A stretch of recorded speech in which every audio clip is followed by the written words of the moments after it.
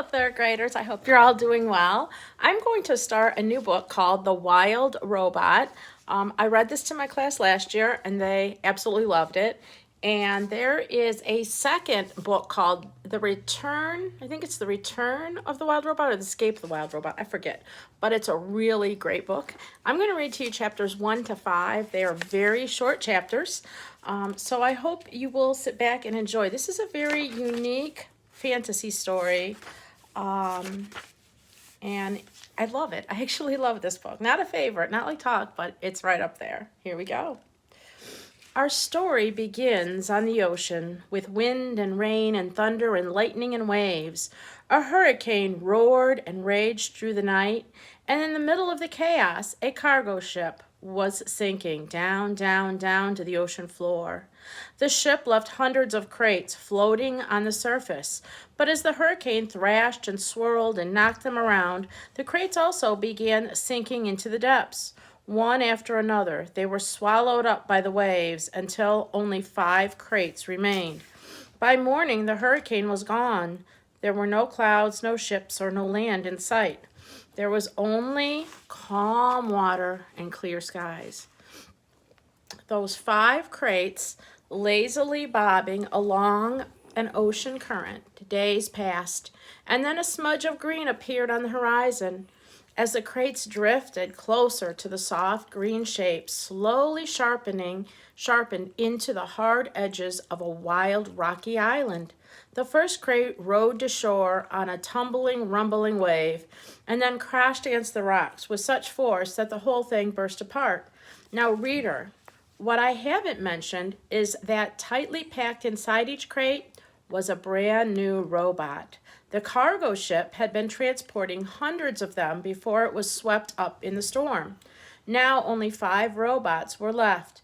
Actually, only 4 were left because when the first crate crashed against the rocks, the robot inside shattered to pieces. The same thing happened to the next crate. It crashed against the rocks and robot parts flew everywhere.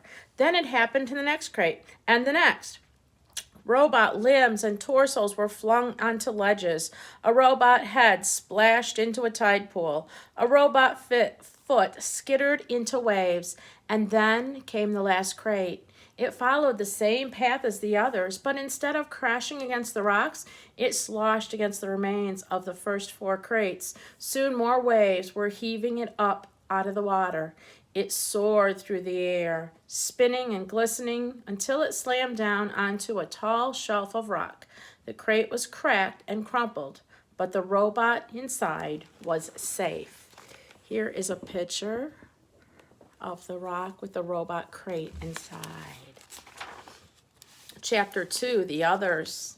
The island's northern shore had become something of a robot gravesite. Scattered across the rocks were the broken bodies of 4 dead robots. They sparkled in the early morning light, and their sparkles caught the attention of some very curious creatures. A gang of sea otters was romping through the shallows when one of them noticed the sparkling objects. The otters all froze. They raised their noses to the wind, but they smelled only the sea. So they cautiously crept over the rocks to take a closer look. The gang slowly approached a robot torso. The biggest otter stuck out his paws, swatted the heavy thing, and quickly jumped back, but nothing happened. So they wiggled over the robot hand. Another brave otter stuck out her paw and flipped the hand over. It made a lovely clinking sound on the rocks, and the others squeaked with delight.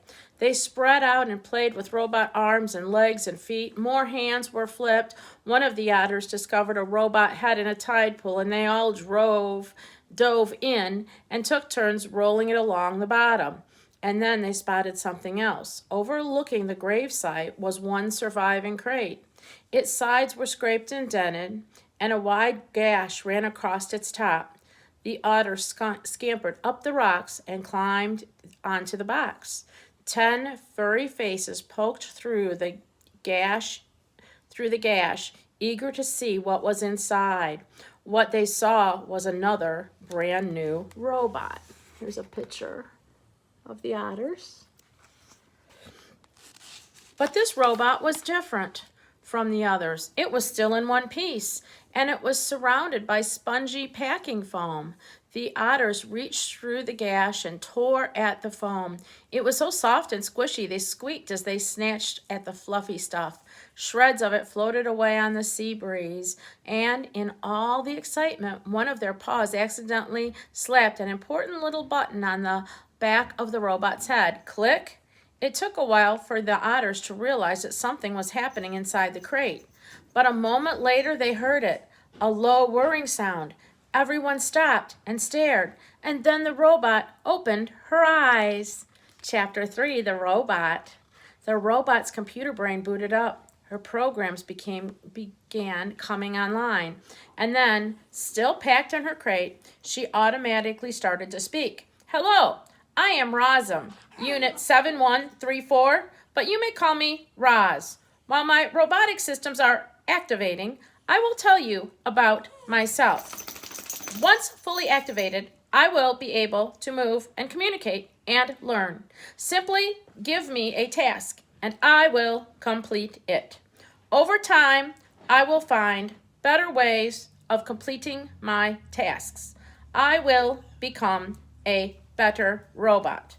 When I am not needed, I will stay out of the way and keep myself in good working order. Thank you for your time. I am now fully activated. Chapter 4, The Robot Hatches. As you might know, robots don't really feel emotions, not the way animals do, like this one. And yet, she sat on her crumpled crate. Roz felt something like curiosity. She was curious about the warm ball of light shining down from above her. So her computer brain went to work, and she identified the light. It was called the sun. The robot felt her body absorbing the sun's energy. With each passing minute, she felt more awake. When her battery was good and full, Roz looked around and realized that she was packed inside a crate. She tried to move her arms, but they were restrained by cords. So she applied more force. The motors in her arms hummed a little louder, and the cord snapped. Then she lifted her hands and pulled apart the crate. Like a hatchling breaking from its shell, Roz climbed out into the world. Chapter 5, The Robot Gravesite. Those otters were now hiding behind a rock, their round heads nervously poked up, and they watched as a sparkling monster emerged from the crate. The monster slowly turned her head as she scanned the coastline.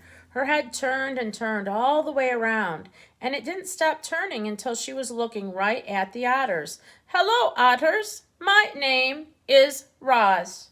The robot's voice was simply too much for the skitterish creatures.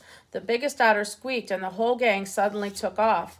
They galloped back across the robot gravesite, flopped into the ocean, and raced through the waves just as fast as they could. Roz watched the otters go. Her eyes lingered on the sparkling objects that littered the shore.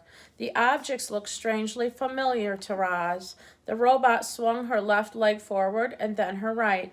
And just like that, she was taking her very first steps. She stomped away from her crate and over the rocks and through the gravesite until she was standing above a broken robot body. She leaned in and noticed the words Razum lightly etched on the torso. She noticed the same word on all the torsos, including her own.